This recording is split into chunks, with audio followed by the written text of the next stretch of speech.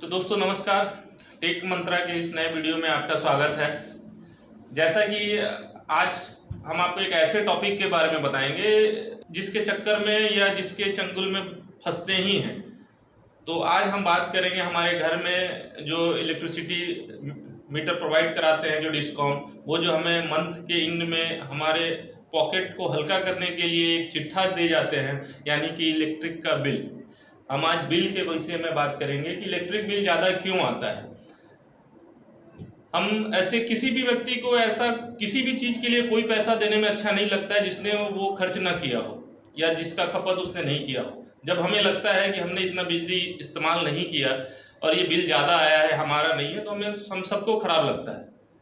तो हम सोचने लगते हैं कि ये क्यों ज़्यादा आया, कैसे हुआ, क्या गलत हुआ, मीटर वाले ने गलत किया या कुछ गलत हुआ या कुछ ज़्यादा हो गया। तो हम बात करेंगे आज क्यों ज़्यादा आता है। तो दोस्तों मुख्यतः 4 कारण होता है।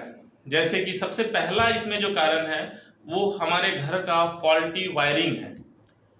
अब आप बोलेंगे अरे वायरिंग के कारण कैसे बिजली बिल ज़्यादा आता है। तो दोस्तों सबसे मुख्य कारण है आपके घर का वायरिंग।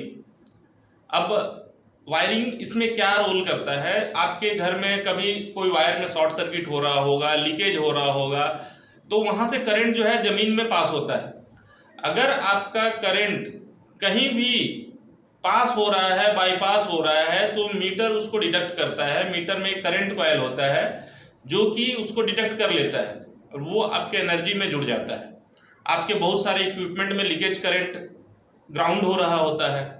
अगर आपके घर में कोई प्रोटेक्शन लगा है, अर्थ लीकेज प्रोटेक्शन लगा है, जो कि बहुत जरूरी है। मेरा एक वीडियो है अर्थ लीकेज के ऊपर में और मेरा एक ब्लॉग भी है, आप जरूर उसे पढ़िए।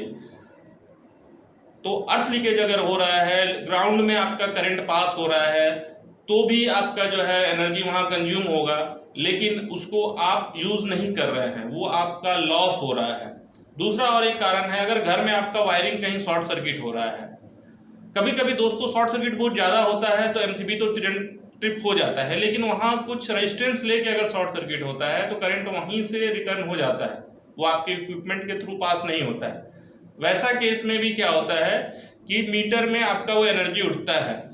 तो ये चूंकि थोड़े समय के लिए नहीं होता है, वायरिंग में जो फॉल्ट होता है वो 7 दिन 24 घंटा महीने के 30 दिन वो आपके बिल में वो चीज आता है। तो इसको आप कैसे चेक करें। तो दोस्तों मैं साथ साथ में उपाय भी बताते जाऊंगा कि अगर ये फॉल्ट आपके इक्विपमेंट में आ रहा है तो आप इसको कैसे चेक करें। अगर आपको डाउट है कि आपका घर का वायरिंग में कोई फॉल्ट है तो आप क्या करें, अपने घर के सारे इक्विपमेंट को प्लग से बाहर निकाल दें, ऑफ कर दें। उसके बाद अगर देख रहे हैं आप कि आपका मीटर में एक लाइट होता है पल्स का लाइट अगर ब्लिंक कर रहा है तो सोचिए कि आपका एनर्जी जो है कंज्यूम हो रहा है। तो दोस्तों जैसा कि आप जान रहे हैं कि आपने जो इक्विपमेंट तो सारा निकाल दिया, अब वायरिंग में ही आपका कंज्यूम हो रहा है। अगर आपका वायर गर्म हो रहा है, वायर अगर गर्म हो रहा है मतलब वहाँ आपका कुछ लॉस हो रहा है, एनर्जी वहाँ वेस्ट हो रहा है, तो वो भी एक लॉस है। तो वायरिंग के चलते हमारा जो है वो बिजली बिल पर बहुत हद तक असर पड़ता है, जो कि एक मुख्य कारण होता है जिसको हम पता नहीं कर पाते हैं। अगर दोस्तों आपको लग रहा है ऐसा है तो इलेक्ट्रिशियन को बुलाइए, अपने घर के वायरिंग को चेक कराइए। और दोस्तों घर में सेफ्टी प्रोटेक्शन जरूर ही रखिए, चाहे वो ह्यूमन सेफ्टी हो या मशीन सेफ्टी हो। क्योंकि अर्थ लीकेज अगर मशीन में आपका किसी भी फ्रिज में, जैसे आपका फ्रिज है उसके बॉडी में करंट आ रहा है, ग्राउंड हो रहा है, अभी क्या होगा कि किसी को शॉक लगेगा। अभी दूसरे कारण के ऊपर में हम बात करते हैं कि जो कि है ह्यूमन एरर। दोस्तों ये कैसे, ह्यूमन एरर कैसे। तो दोस्तों आपके घर डिस्कॉम का कोई ना कोई आदमी आता है बिजली बिल देने के लिए। अभी वो क्या करता है कि एवरेज बिलिंग कर देता है। सोचिए वो इस महीना नहीं आया, अगले महीना नहीं आया, वो खुद से 200 यूनिट 300 यूनिट जो आपका बिल उसको लग रहा है वो लिख दिया, लेकिन अचानक वो चौथे महीने आता है, उस समय गैप कुछ ज़्यादा हो जाता है जो कि उसको वो नोट करता है। और उस महीना आपको लगता है कि अरे मैंने तो इतना कंज्यूम नहीं किया, लेकिन आपका वो पहला महीना का 100 या 150 कुछ था, दूसरे का कुछ था, वो तीसरे महीने ज़्यादा आ जाता है। तो इस तरह भी हमारा बिजली बिल जो वहाँ हमने इस्तेमाल तो किया है लेकिन हम समझ नहीं पा रहे। और इसी तरह कभी कभी क्या होता है कि उनके लिखने में कुछ गलती हो जाता है, वो रीडिंग होता कुछ और है, लिख कुछ और देते हैं।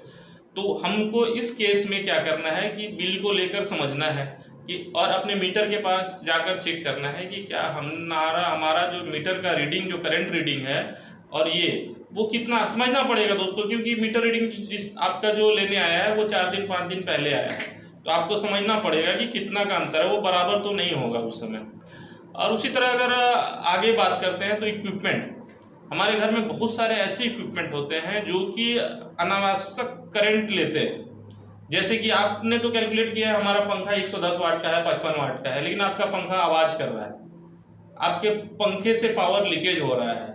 तो आवाज भी दोस्तों एनर्जी का एक रूप है जो कि इलेक्ट्रिकल एनर्जी से कन्वर्ट हो रहा है, वो आपके लिए जरूरी नहीं है, लेकिन वो आपके मीटर पर वो एनर्जी जो है वो आता है।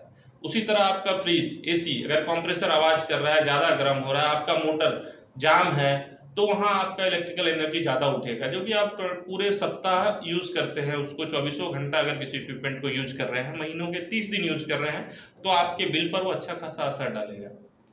एक चौथा और महत्वपूर्ण कारण हम उसको बोल सकते हैं दोस्तों, हम सभी क्या करते हैं घर में, हमारे मोबाइल फ़ोन का चार्जर, हमारे कैमरे का चार्जर, हमारे लैपटॉप का चार्जर और न जाने क्या क्या इक्विपमेंट जो है वो प्लग में लगे रहते हैं।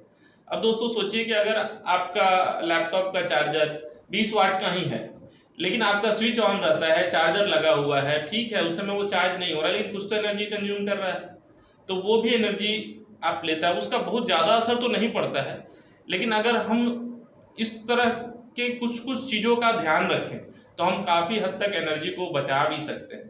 तो दोस्तों इक्विपमेंट में जो आपका लीकेज हो रहा है उसके लिए भी आप चेक कर सकते हैं। अगर आप ध्यान दीजिए कि अगर आपका कोई इक्विपमेंट अगर वो गर्म हो रहा है, अगर उसमें आवाज़ है, वो साधारण तरह से काम नहीं कर रहा है, तो आप तुरंत उसको टेक्नीशियन को या इलेक्ट्रीशियन को दिखलाइए, या ज़रूरत है बदलने की तो उसे बदलिए आप, नहीं तो आपका इलेक्ट्रिसिटी जो है इसी तरह खर्च होते रहेगा और आपके पॉकेट को हल्का करते रहेगा। तो दोस्तों ये आज का वीडियो आपको कैसा लगा, कोई सवाल हो, कोई सुझाव हो तो हमें कमेंट में ज़रूर बताएं। अगर अच्छा लगा तो इसको लाइक करें, सब्सक्राइब करें और बेल की घंटी को ऑल पर सेट रखें। और अगर आपको ये अच्छा लगा तो इसे अपने दोस्तों या मित्र परिजन सभी को जरूर शेयर करें, ताकि उनका इलेक्ट्रिसिटी का बिल क्यों ज़्यादा आ रहा है वो समझ पाए। धन्यवाद।